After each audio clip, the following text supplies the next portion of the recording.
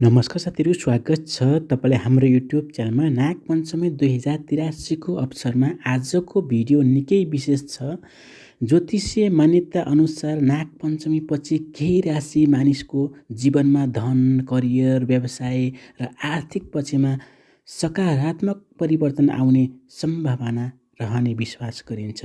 त्यसैले आजको भिडियोमा हामी कुरा गर्छौँ नागपञ्चमी 2083 पछि कुन 5 राशिको भाग्य चम्किन सक्छ, कुन राशि मानिस आर्थिक लाभ अवसर आउन सक्छ र कुन राशिले यो समय विशेष सावधानी अपनाउनु पर्छ। भिडियो अन्तिमसम्म हेर्नुहोस्, किनकि अन्तिममा तपाईँको राशि पनि पर्न सक्छ। नागपञ्चमी यस वर्ष भदौ 1 गते अर्थात् 17 अगस्त 2026 सोमबार परेको छ। यो दिन नाग देवताको पूजा गर्ने धार्मिक परम्परा रहेको छ। अब लागौ आजको मुख्य राशितर्फ। 1 मा रहेको छ मेष राशि।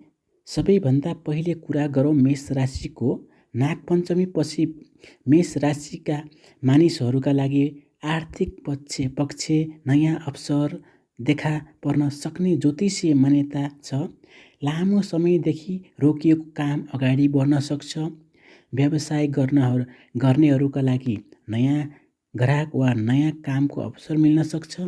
नोकरी गर्ने व्यक्तिले पनि आफ्नो मेहनतको राम्रो परिमाण पाउने सम्भावना रहन्छ।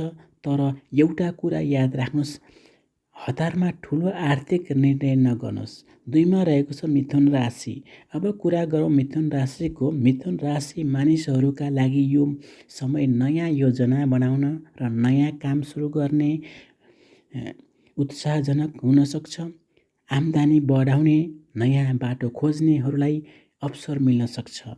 विशेष गरी आफ्नो सिप, प्रविधि, व्यापार वा नयाँ कामसँग जोडिएका व्यक्तिहरूले राम्रो प्रगति गर्न सक्ने विश्वास गरिन्छ। तर पैसा आएको छ भन्दैमा अनावश्यक खर्च नगर्नुहोस्। र 3 मा रहेको छ तुला राशि। तुला राशि अब आउँछ तुला राशि। नागपञ्चमी पछि तुला राशि मानिसका लागि आर्थिक पक्षमा सुधार आउने सम्भावना रहेको ज्योतिषीय मान्यता छ। रोकिएको पैसा प्राप्त हुने, पुरानो काम लाभ हुने, नयाँ वा आम्दानीको स्रोत बन्ने अवसर आउन सक्छ। व्यवसाय गर्नका लागि पनि नयाँ सम्पर्क र नयाँ अवसर महत्त्वपूर्ण हुन सक्छ। तर अरूको भरमा मात्र आर्थिक निर्णय नगर्नुहोस्।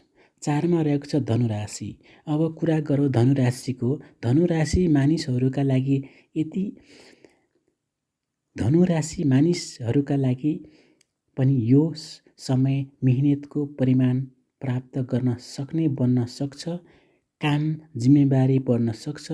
त्यससँगै आम्दानी बढ्ने अवसर पनि आउन सक्छ। विशेष व्यापार, अनलाइन काम वा नयाँ प्रोजेक्टसँग सम्बन्धित व्यक्तिहरूले विशेष अवसर पाउन सक्ने ज्योतिषी मान्यता छ। तर अवसर देखियो भन्दैमा जोखिमपूर्ण लगानी तुरुन्तै पैसा नहाल्नुहोस्। 5 मा रहेको छ मकर राशि। र अन्तिममा कुरा गरौँ मकर राशिको। मकर राशिका मानिसहरूका लागि नागपञ्चमी पछि आर्थिक योजना सुधार गर्ने समय हुन सक्छ।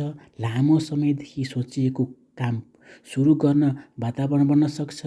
मेहनत र अनुशासन कारण करियर तथा व्यवसायमा प्रगति हुन सक्ने सम्भावना रहन्छ। विशेष गरी आफ्नो काम निरन्तर दिने व्यक्तिले राम्रो परिमाण पाउन सक्ने विश्वास गरिन्छ। तर खर्च र बचत बीच सन्तुलन मिलाउनु निकै आवश्यक छ। साथीहरू, यहाँ उल्लेख गरिएका राशिहरू ज्योतिषीय मान्यता र मनोरञ्जनात्मक जानकारीका लागि रूपमा लिनुहोस्। वास्तविक आर्थिक सफलता भन्ने तपाईँको मेहनत, योजना, निर्णय र परिस्थितिमा निर्भर गर्छ। यदि तपाईँको राशि आजको 5 राशिमध्ये परेको छ भने कमेन्टमा राशि लेख्नुहोस्। र यदि तपाईँको राशि परेको छैन भने पनि चिन्ता नगर्नुहोस्। हरेक राशिको आफ्नै समय र आफ्नै विशेषता हुन्छ। त्यसैले नेपाली राशि फल, ज्योतिष तथा नयाँ जानकारी भिडियोहरू हेर्न चाहनुहुन्छ भने हाम्रो च्यानललाई सब्स्क्राइब गर्न नभुल्नुहोला। भिडियो उपयोगी लाग्यो भने लाइक सेयर पनि गरिदिनुहोस्। फेरि अर्को नयाँ भिडियोमा भेटौँला। धन्यवाद।